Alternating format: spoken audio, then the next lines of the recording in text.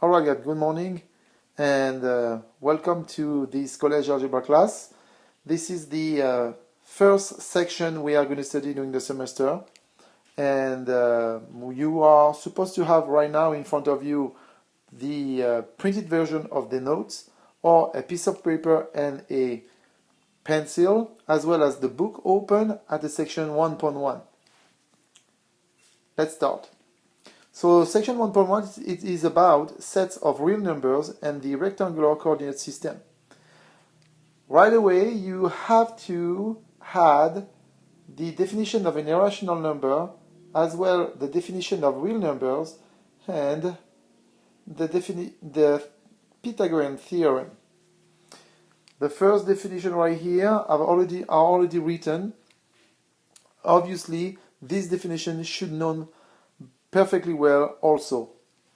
Let's try to solve the first example, number 1. And the first example is about a right triangle. So the first thing I'm going to do is represent your right triangle and define what we call the hypotenuse and the two legs, A and B. And the Pythagorean theorem is saying that the square of the hypotenuse is equal to the sum of each square of the square of each side. So a square plus b square. When I'm trying to find the value of c, I need to take the square root both sides of my equation. And when I take the square root both sides of my equation, the square root of c squared is going to be c.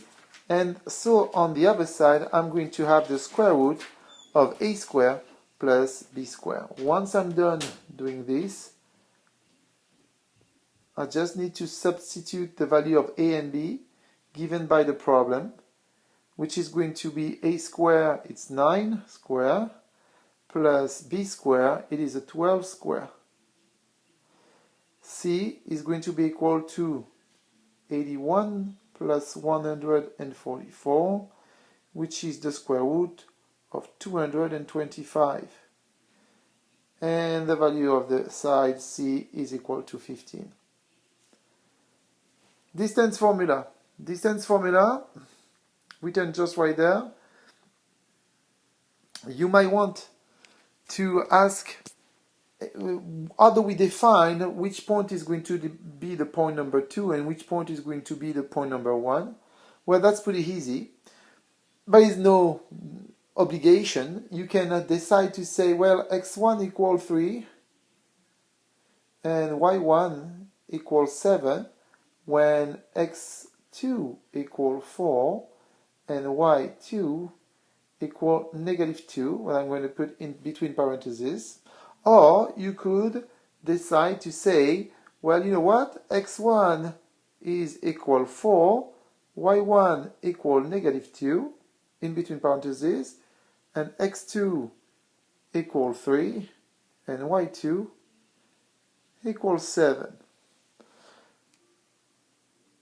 If I'm applying for the definition of a distance formula, you are going to have basically the square root of, open parentheses, x2 minus x1, 3 minus 4 square, plus y2 minus y1, 7 minus -2.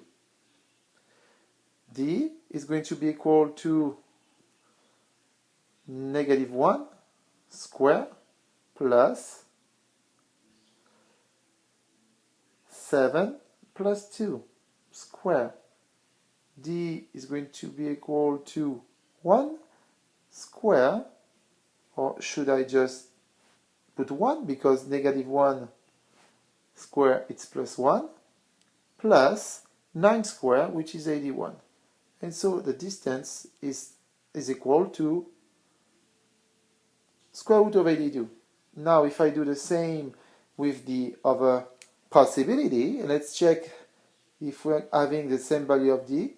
I'm going to have the square root of 4 minus 3 squared plus -2 minus 7 square. That said, d equal 1 square plus negative 9 square, which is 1 plus 81, and I find exactly the same value of d no matter which point is the point 1 or the point 2, which is square root of 82. We have exactly the same problem with the midpoint formula. No matter which point you are going to take, you are supposed to have the same value for your midpoint, for the coordinate of your midpoint, which I would represent also as capital X, capital Y, with capital X equal x1 plus x2 divided by 2, and capital Y equal y1 plus y2 divided by 2. So when I'm calculating capital X, I'm going to have x1, 3 plus 4 divided by 2, which is a 7 divided by 2, and y is going to be the 7 plus negative 2, parenthesis, divided by 2, which gives me 5 over 2. Fraction don't reduce, so this is our answer. I will let you use the definition in your book to give some example about irrational number and real numbers, and I will let you do this problem, this example number 1 right here, to see if you are okay with these definitions. Let's move on to the next page and how to plot the point. So we have a point A, and we have a point A, point defined by the coordinate 1, 2, B, defined by the coordinate negative 2, 3, C, defined by the coordinate negative 3, negative 4, D, defined by the coordinate 4, negative 5, and the origin O, defined by the coordinate 0, 0. I'd like to remind you that we define an ordered pair by, in between parentheses, x and y. Be careful to not to be confused between an ordered pair and what we are going to see in the section 1.2, which is interval notation. But right now, if I want to plot the point A, 1, 2, well, x equal 1 is right here, and y equal 2 is right there, so my point A is supposed to be right there. My point B, which is negative 2 and 3, my point B is going to be negative 2 and 3. This is going to be my point B. My point C is supposed to be negative 3, negative 4, so negative 3 is right here, and negative 4 is 1, 2, 3, 4 is right there. So this is the point C.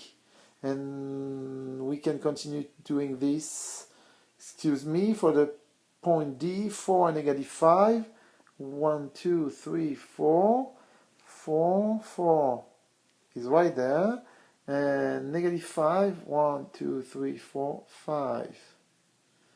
This is the point D, and obviously the origin, the point O, x equals 0, y equals 0. Okay? The horizontal line is defining by the value of x, when the vertical line is defining by the value of y. I will let you do the example number 4, just to train yourself how to practice the distance formula, as well as the example number 5 for the midpoint formula. I would like to do with you the example number 6. Find the coordinate of the other endpoint if the midpoint is 4 and 6 and one endpoint is 3 and 8. Let's try to understand what's going on right here. So I'm going to draw a rectangular system coordinate, and I'm going to put the point, the endpoint, one of the two endpoints, which is 3, 8. So 1, 2, and 3, x equals 3, and y equals 8. So I'm going to have 1, 2, 3, 4, 5, 6, 7, 8. This is the first endpoint, and let's call the point A, coordinate x equals 3, y equals 8. Now, the midpoint, which is having a x equals 4 right there, and y equals 6. 1, 2, 3, 4, 5, 6. This is where you are going to have your midpoint. I'm going to call the midpoint M, coordinate x equals 4 and y equals 6. Obviously, I can tell right away that my segment is going to be somewhat looking like this.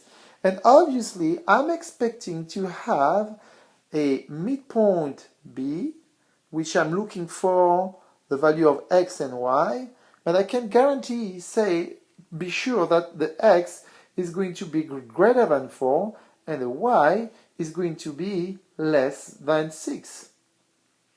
Well, for that, I'm going to look at the definition of my midpoint. The definition of midpoint is saying that the coordinate of my midpoint, x midpoint, is equal to the sum of the coordinate in x of my two endpoints divided by 2, and the y of your midpoint is supposed to be the same thing but with the y coordinate. Okay? But I know the value of x midpoint. I know basically that can be transformed into a 4 equal 3 plus x2 divided by 2, and the other one is going to be a 6 equal 8 plus y2 divided by 2. I don't need to be worried for which point is going to be the point number 1 and which point is going to be the point number 2, because I know that no matter what, it's not going to change anything. So now it's a question of solving these two rational equations. When you have a rational equation, the best thing to do is to multiply by the LCD both sides. For each equation, I'm going to multiply by the LCD both sides to get rid of the 2. Okay, if I want to get rid of the denominator on a rational equation, I'm going to calculate my LCD. In that case, the LCD is going to be 2. So I'm going to multiply by 2 both sides, and so I'm going to have 8 equal 3 plus x2. The 2 will have disappeared with the LCD. I would like to remind you that the LCD is 2, so 2 right here divided by 2 right there. 2 cancel out, divide out. And on the other side, I'm going to have, on the other equation, I'm going to have 12 equal 8 plus y2. So far, I'm going to have a x2 equal 5 because I get rid of the 3 by subtracting 3 both sides. And for this one, I'm going to have y2 equal 4 because I'm subtracting by 8 both sides to get rid of the 8 and having y2 standing by itself. That say that B is defining with the coordinate x equal 5, which is greater than 5. I was expecting that. And y equal 4. I was also expecting that. Regarding the section 1.1 practice problem, you will do this practice problem only after the session we will have together in class. If you don't feel comfortable with the problem you will have done in class with me.